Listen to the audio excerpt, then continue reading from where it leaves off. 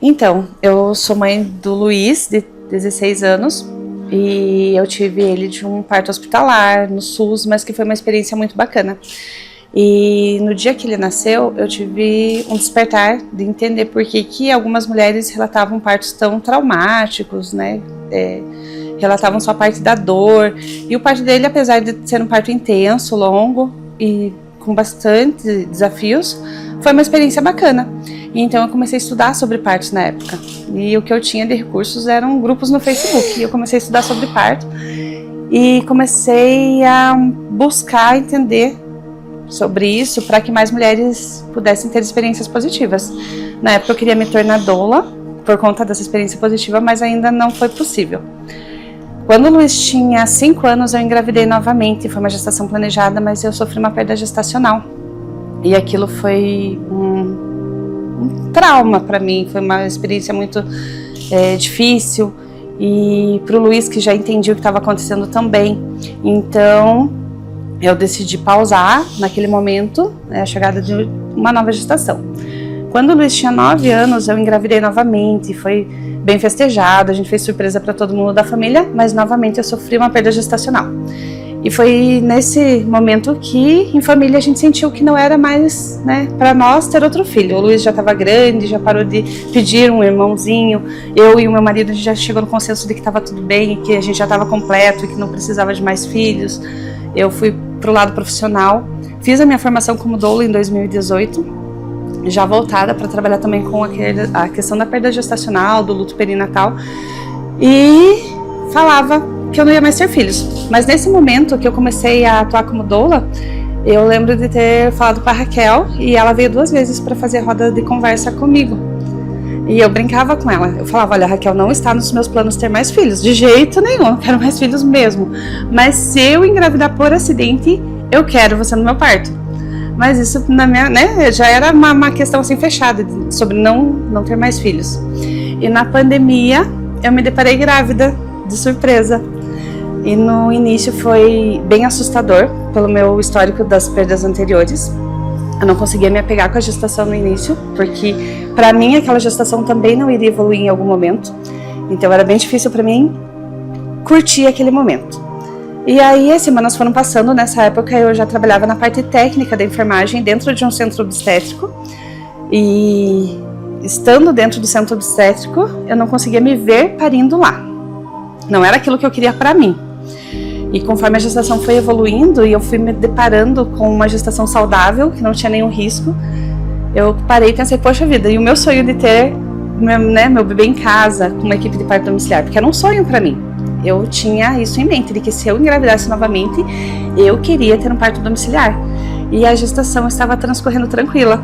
Já estava com 20 e poucas semanas quando eu falei isso pro meu marido. Falei, poxa vida, e agora? Eu falei pra você, eu brincava com ele que ele ia dar um jeito, não sei como, mas eu queria um parto domiciliar. E estava tudo evoluindo para um parto domiciliar, dentro das condições de saúde. E aí nós assistimos, na época da pandemia, os encontros do Café com Parteiras eram online. E o primeiro Café com Parteiras que eu fui participar online, meu marido não ficou lá sentadinho do meu lado, mas ele ficou ouvindo tudo que as meninas estavam falando. E quando terminou, ele falou, amor, a gente tem que falar com elas, a gente precisa falar com elas. E aí a gente contatou as meninas, eu falei com a Raquel, mandei uma mensagem pra ela, falei com ela, ela falou, não, Fran, eu vou conversar com as meninas, eu vou ver aqui, se a DPP tá disponível e tudo, e a gente vai ter esse parto domiciliar. E aí eu comecei o acompanhamento com a equipe Nove Luas. A equipe já tinha meu coração muito antes de eu engravidar, de eu gestar. Eu sempre acompanhei a Raquel. E para mim era um sonho que estava se realizando. No finalzinho da gestação, elas fizeram as consultas semanais e aquilo era tão gostoso de viver. Era um sonho mesmo se tornando real. E a gente sabe que o trabalho de parto ele pode acontecer entre 37 até 42 semanas. Então nós tínhamos 5 semanas aí de janela para o nascimento. E no dia do aniversário do meu marido, eu acordei com contrações pela manhã. Eu tinha dormido super bem, eu tinha noites bem complicadas na gestação, e naquela noite eu dormi super bem, acordei super descansada, mas com uma contração.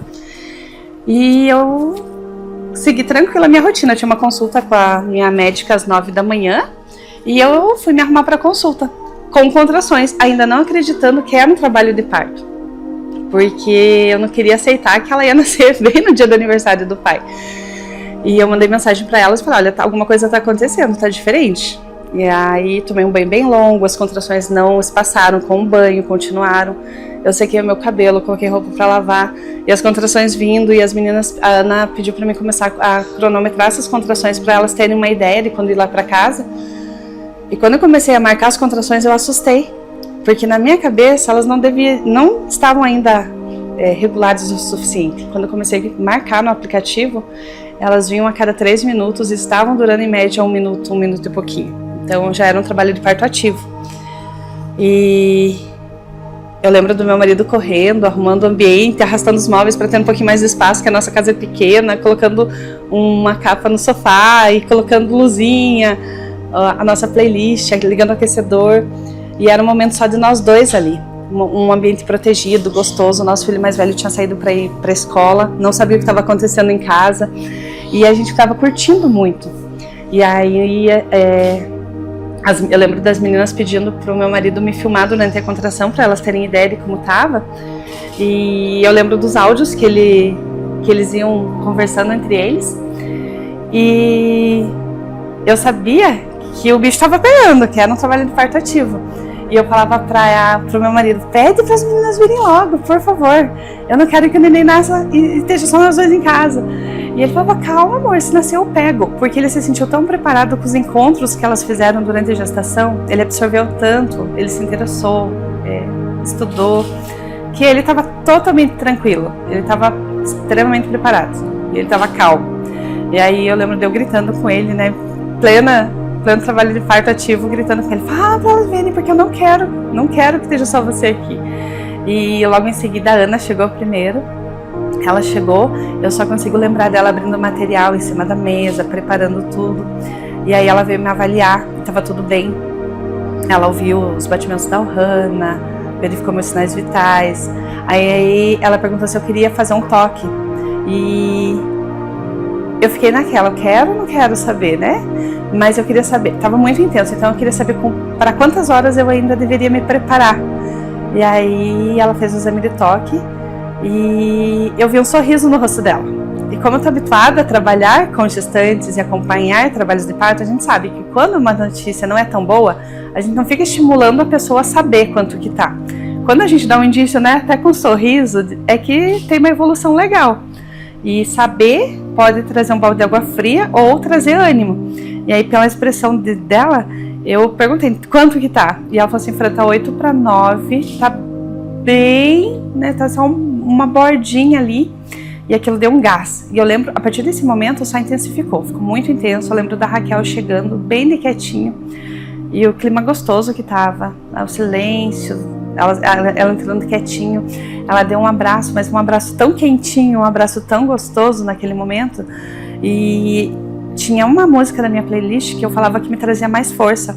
E eu lembro dela dando sinal para alguém colocar aquela música naquele momento. E trouxe muito conforto, todas aquelas sensações da movimentação tranquila da equipe, do ambiente protegido. Ela levou para o meu marido, ela aqueceu o óleo, entregou para o meu marido passar na minha lombar, o alívio da dor que aquilo trouxe. A liberdade de estar na minha casa, usando as minhas coisinhas, o meu ambiente, né, o meu banheiro, todo o meu aconchego. E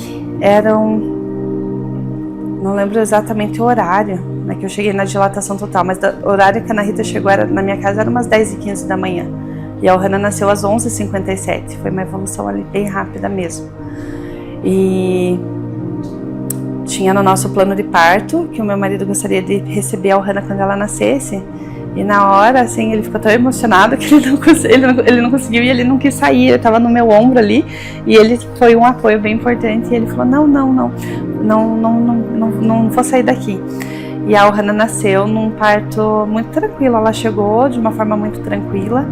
Ela nasceu e veio direto pro meu colo. Ela ficou por 1h10 mamando, sem nenhuma intervenção, sem nenhum incômodo. Eu, durante todo o meu trabalho de parto, continuei comendo uma melancia geladinha que eu tinha picado na noite anterior sem saber que eu ia entrar em trabalho de parto. Eu tenho poucas fotos do momento, porque todo mundo estava envolvido ali de alguma forma, mas eu estava amamentando depois, com a placenta ali do ladinho e comendo a minha melancia na maior calma do mundo. Ninguém sabia, além do meu marido, que eu estava em trabalho de parto. Então, quando ela nasceu, que a gente foi comunicar aos familiares que ela havia nascido, que estava tudo bem. E foi tão tranquilo que, assim que ela nasceu, eu estava com saudade de viver aquele momento. É uma coisa muito diferente de quem vive uma experiência de parto traumática, que fala, eu não quero ter mais filhos, eu não quero ter mais filhos de parto normal. O parto da Ohana foi tão tranquilo, do ponto de vista emocional, porque da parte física tem muita dor, né? A gente sabe que é intenso e que tem dor, mas foi tão tranquilo que deixou saudades. Eu ficava revivendo aquilo na minha mente porque eu estava com saudades daqueles momentos. Eu revejo hoje as fotos e eu viveria tudo de novo do mesmo jeitinho, não faria nada diferente. Talvez o que eu mudaria era ter mais registros para conseguir ter mais memórias daquele dia, porque foi muito incrível. Era como se eu não tivesse acabado de ter um bebê. Eu tinha vontade de voltar, como se fosse uma fita que eu pudesse rebobinar e começar do início e fazer de novo, de tão intenso e gostoso que foi.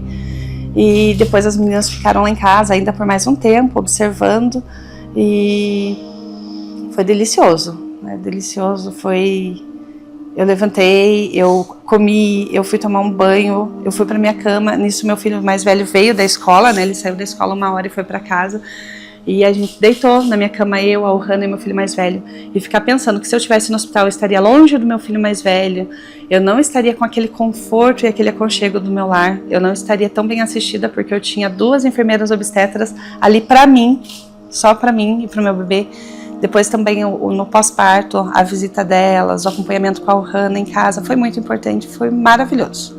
Raquel, Ana, vocês vão fazer parte da nossa vida para sempre. A gente vai lembrar com carinho e com muito amor de vocês para sempre. A Ohana, ela já está ouvindo as histórias de como ela nasceu, ela vê as fotos, os vídeos, e ela vai saber para sempre que vocês tornaram a chegada dela no mundo um momento muito especial, que vocês fizeram a diferença, e eu tenho certeza que ainda fazem a diferença na vida de muitas famílias. Vocês são essenciais.